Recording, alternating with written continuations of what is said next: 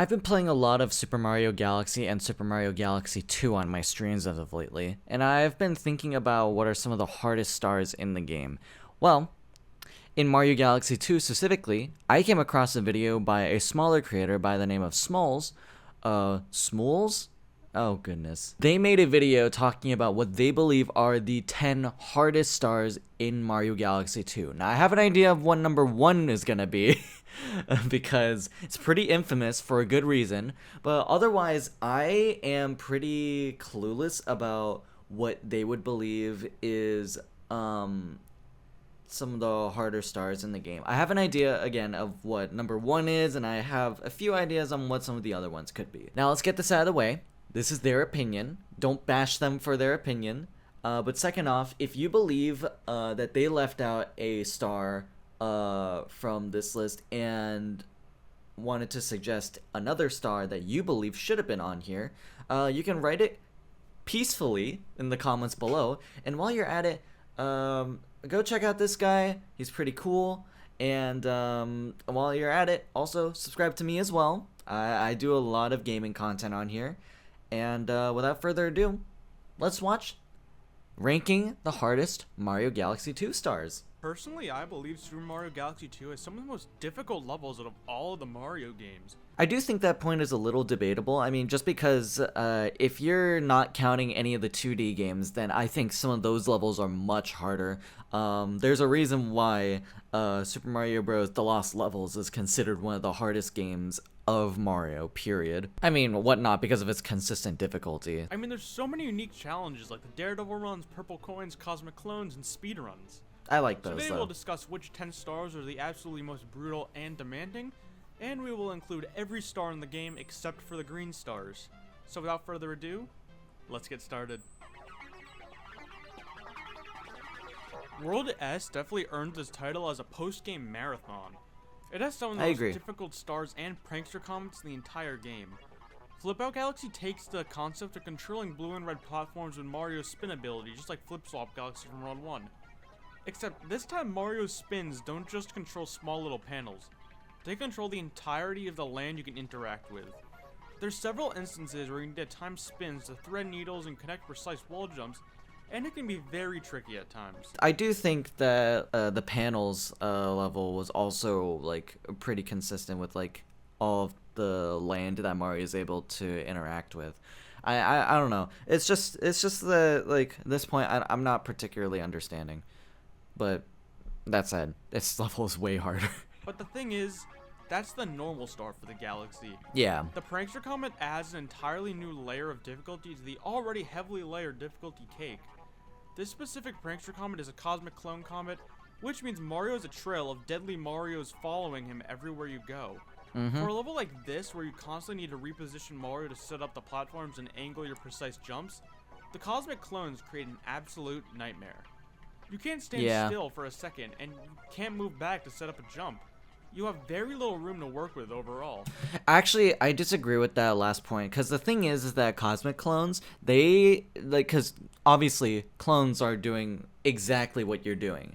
And when they're doing exactly what you're doing, they are really doing exactly what you're doing. So, in practice, I don't know if that last point, or that second point about not being allowed to run backwards in the level is necessarily a fair point to say, because what you could do, yes, this takes a lot of time, but you can just like crouch down, walk around for a bit, and like slowly regather your momentum to keep going in the level. I don't know. It's just something that I don't know if a lot of people know about. But otherwise, everything else stays pretty consistent. This also basically becomes a Daredevil run, because if you do end up getting hit by a cosmic clone, you're very likely to be stormed by a few of them, or you'll simply just be hit off your platform or hit in midair and fall into the black hole below. I think the reason why I disagree with that is because no, getting hit by a cosmic clone is never actually the end of the world. Now, in some cases, yeah, of course, but like there are some checkmate situations that you can run into, but generally speaking, my answer to that is like no, you can like again regather like your pace and keep going. The only reason this isn't that high on the list is because if you can speed through it pretty well, it's pretty easy for the cosmic clones not to catch up to you, so they don't become much of an issue. I agree. And with enough tries, it'll become easier and easier to set up, so it isn't an insane amount of trouble, but it can definitely be a doozy in the first time around. I agree. Okay, I'm gonna be straight honest. This could potentially be a personal one, and it might not really apply to everyone else, but I actually played Super Mario Galaxy 2 originally before Galaxy 1. The rush of bosses from a game I hadn't played. If I included more opinion, this would be a bit higher, but I think this spot is justified because a boss split speedrun is never completely straightforward because of the time limit. And with somewhat difficult battles such as Fiery Dino Piranha and Bouldergeist, the timer can really catch up to you. It's not that the timer is even that tight at all, but the stress of having to rush through so many bosses in such a small amount of time makes it kind of hard to operate as efficiently as possible, which can really hinder gameplay. I don't know if I agree with that. I mean, this is coming from this opinion is coming from someone who played both Mario Galaxy 1 and then later Galaxy 2. But generally speaking, I don't know if I agree with this. Yes, the timer can be a bit of an issue, but if you know what you're doing, I don't believe the timer is anything to worry about. Now, again, this is coming from someone who played Galaxy 1 before 2, but on the other hand, this creator here evidently has not. Which is totally fair. Getting thrown into a galaxy where everything is just unfamiliar bosses can be really off-putting at first. And this galaxy requires you to know the context of Galaxy 1 before you actually get to it. Okay, you know what? I can see the spot getting justified. Remember Luigi's purple coins from Super Mario Galaxy? Well, this star is practically the same, except it's slightly on crack. You know, I don't know why. I initially thought that this star was going to actually be higher. I mean, compared to a bunch of other stars, I mean, granted, I practice this star a ton, so I can kind of do this in my sleep. But honestly, I thought this was going to be way higher up in the list, because generally speaking, I don't know. I just think about how Luigi's purple coins from Galaxy 1 is already really hard in comparison to a bunch of the other stars in Galaxy 1. And then I also think that Galaxy 2's rendition is actually harder because of the cosmic clones. Now, obviously, there aren't any flipping platforms whatsoever, but it's also made up for by the fact that you do need to collect every single purple coin rather than just leave 50 around, or 40, I don't remember. But let's hear Smoles out. From what I know, the layout is identical. You collect 100 purple coins across Luigi made of ooze that swallows Mario whole within a short time limit. And what makes this more difficult is that this time there's a load of cosmic clones that chase you.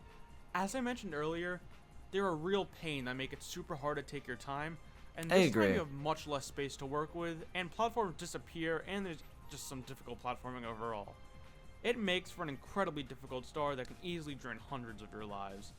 And think about it, this was number 2 on my hardest Super Mario Galaxy 1 stars list, and it was much easier in that game. It goes to show how much more difficult Super Mario Galaxy 2 can be, and trust me, the stars coming up just keep getting a lot harder.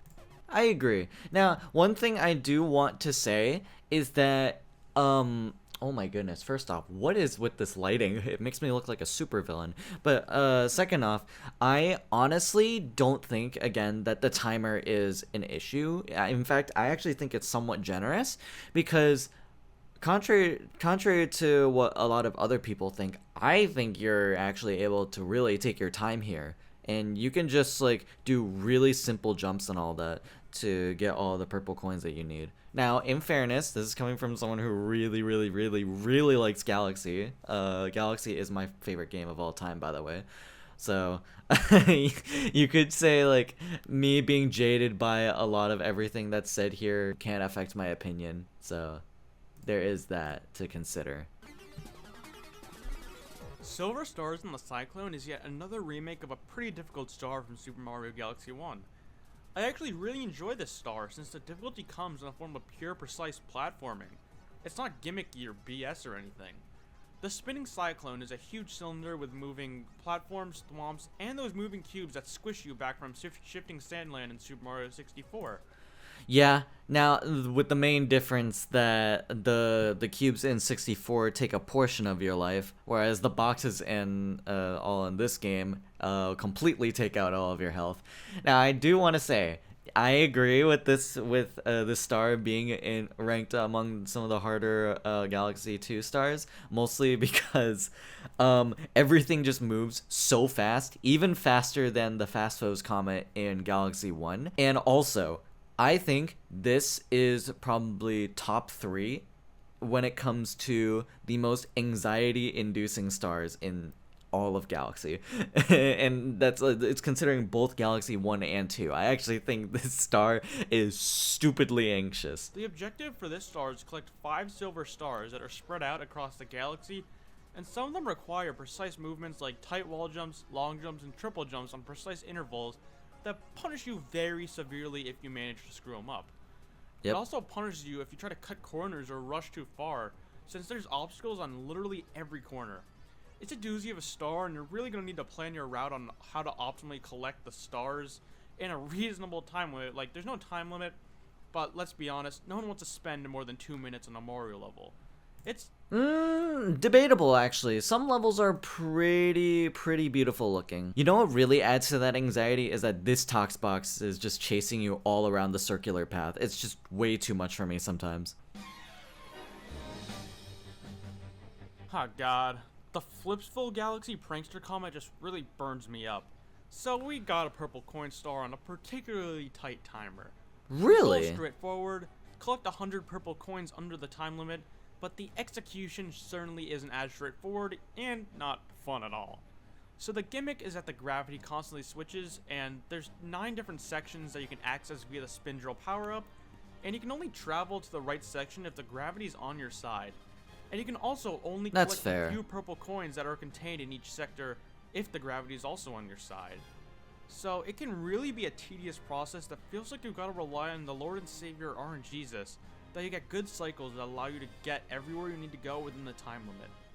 I don't think this deserves to be as high as number 6 on the list, but there's just so much that's out of the player's control. Yeah, that'll happen. So, like, sometimes the cycles are just not on your side, like Smoles is saying. Man, I keep swapping between the 2 pronunciations of this creator's name. I'm so sorry for butchering it so badly, but I don't know if I agree with this star being in this list. Now, granted, again, like, sometimes the cycles are just not with you, and you just have to wait while the timer just goes down.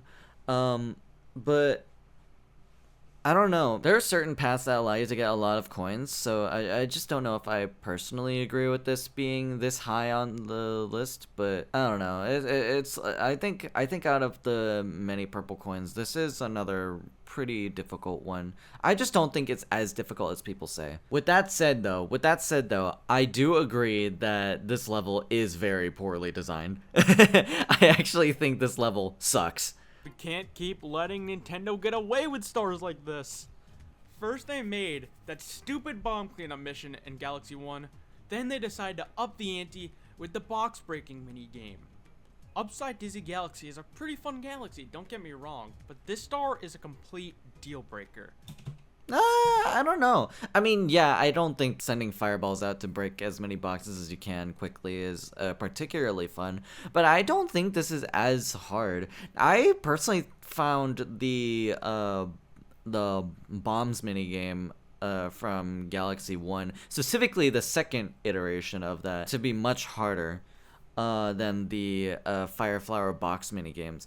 Now, granted, there are yellow coin spaces that indicate where you should throw the bombs. There isn't anything like that in Galaxy 2 in this case. You just have to go off your own intuition. But I don't know if I consider this to be hard at all. So I think I'm gonna get to this point where I say, like, I actually kind of disagree with this star being here at all. But I'm curious. You're given the Fire Flower power up, and need to break a crap ton of boxes under a very, very, very, very strict time limit. So this I will agree. This is the first star that I agree where the timer is very strict. You have to have essentially perfect execution if you want to get the star. With perfect execution also means you need to have perfect position, which to be fair, like when I did the star on my stream just a little bit like after this video comes up, I did this first try, not to brag or anything, but I'm not sure if I find this star to be particularly hard. I mean, this is definitely the most strict timer in the game. You literally need to be perfect to get it done on time. Oh, well, there you go. Okay. Exactly what I just said. It's so stupid, yet so difficult, and Nintendo accidentally created one of the most difficult stars in the entire game, just chasing a stupid gimmick that they felt like they needed to continue from Galaxy 1.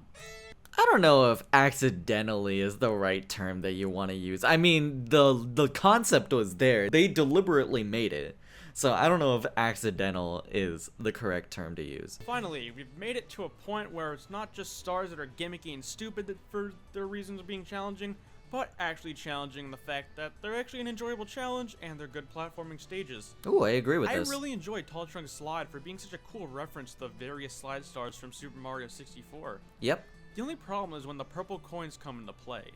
There's 140 purple coins scattered across the slide, which certainly seems like a lot, but the slide isn't insanely easy.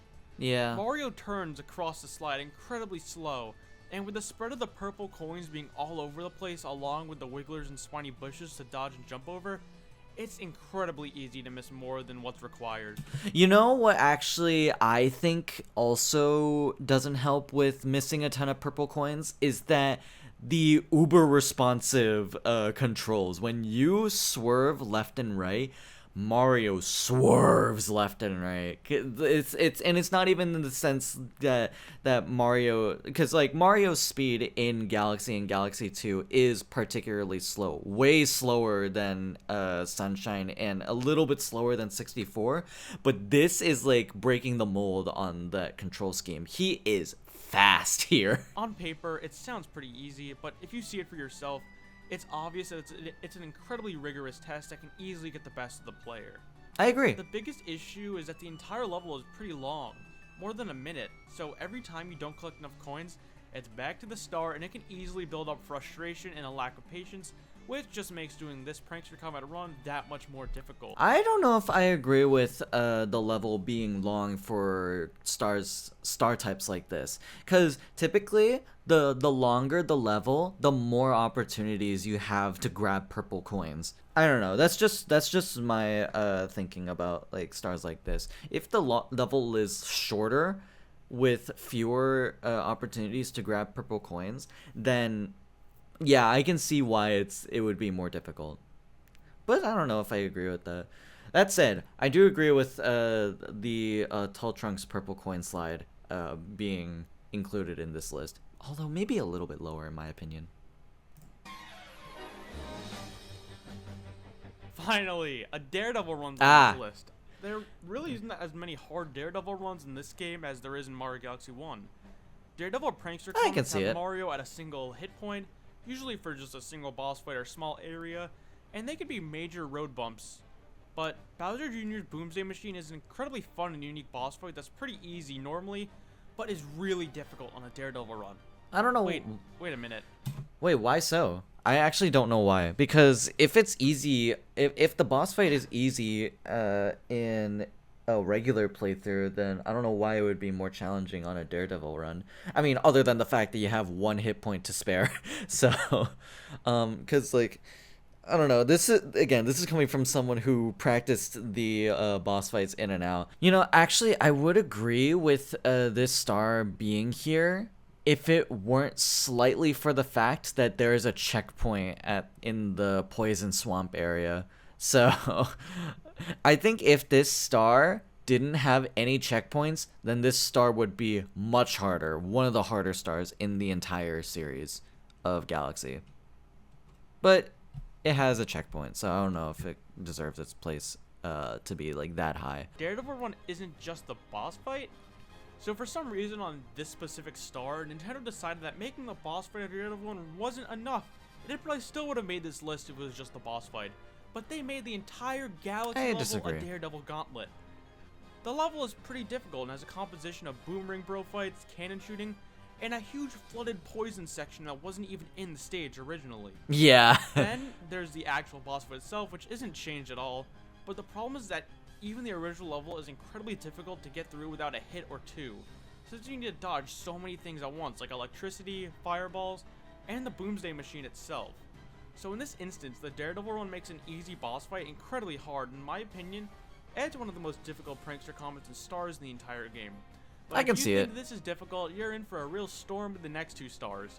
I have an idea of what they're gonna be, especially number 1. But I don't know if I agree with this reasoning. I do agree with probably like the star being on this list at all. But I don't know if the reasoning is sound, because my idea is that just like, yeah, obviously taking one hit, like meaning death, means that this star is gonna be much harder, but I just don't know. I don't know if I agree with the reasoning otherwise, because like, slight criticism, I just think if the boss fight is like easy in like regularly, I also think that it should be easy on the harder difficulty as well. I don't know. Maybe it's just me, and having played this like several times again, it's gonna become a trend that I say that, huh? It's been a trend. What am I saying? Alright, let's be honest. It's not a Super Mario Galaxy video if I don't complain out the frickin' motion controls. Even 13 years later, they're still awful. Purple coin stars are usually pretty difficult, but this time they put it on the stupid ball level. You know, it's a ball level in which you're forced to continually move with no way of backtracking for any missed purple coins. You know what? I actually agree with this placement. I think this is a very fitting one. Let's hear them out first, but I do want to say that at there's a few caveats, which is that beginning portion of the level, you can just collect the purple coins before you even get onto the ball. I think that's perfectly fair to do.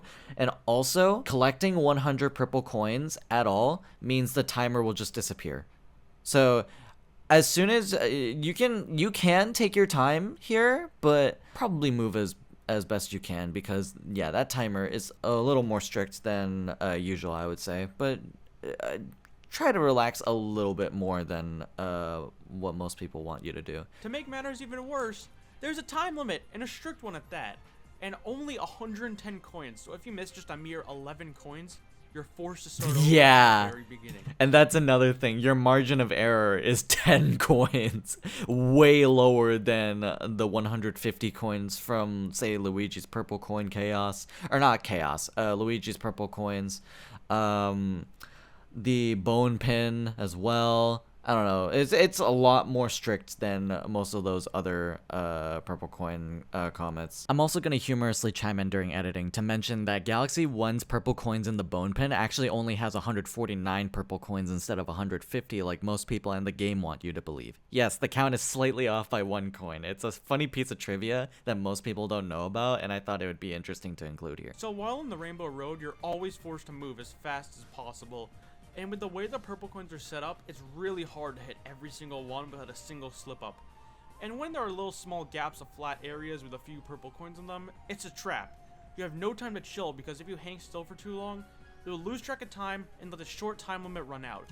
Yeah, but also keep in mind, you notice at the bottom that when you hit 100 purple coins, you see that the timer's not there anymore. So again, I do think you can take your time a little more than what you think you can do. That sentence didn't make sense, but I think people get what I'm saying.